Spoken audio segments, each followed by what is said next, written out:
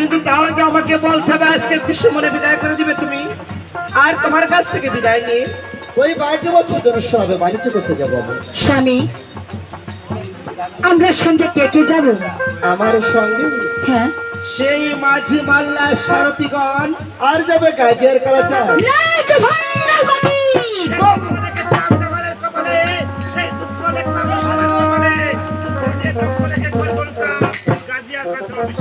কমলা, স্বামী, তুমি আজকে গাজিয়ার কালাচারকে ভণ্ড বলে তিরস্কার করেছো। স্বামী, আমাকে তুমি ক্ষমা করে দাও স্বামী, আমি যে বড় ভুল করেছি স্বামী। হ্যাঁ ঠিক বলেছো কমলা, আজ মহান গাজিয়ার কালাচার তোমায় ক্ষমা করে দিবে। উঠে এসো, আজ খুশি মনে আমাকে বিদায় করে দাও। স্বামী, আমি কেমন করে তোমাকে বিদায় করবো স্বামী? কেন কমলা?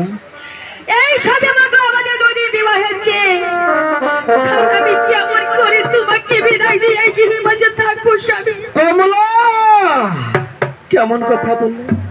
সবে মাত্র 2 দিন বিবাহ হয়েছে, কেন তুমি থাকবে আমার এই রাজপ্রাসাদে বাসর ঘরে? বাসর ঘরে 12টি বছর ধরে চাউল ডাল দিয়ে রেখে যাবো, একটা চাবি যাবে, চাবি থাকবে আমি জানার কাছে, আরেকটা আমি সঙ্গে নিয়ে যাবো। ও কি দূরে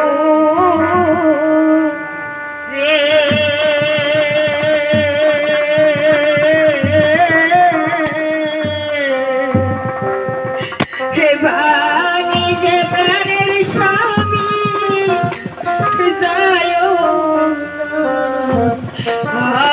আরে এমন করে চোখে অশ্রু ফেলো না কমলা। ও কি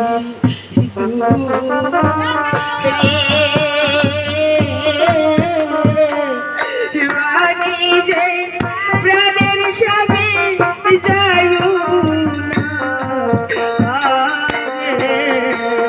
স্বামী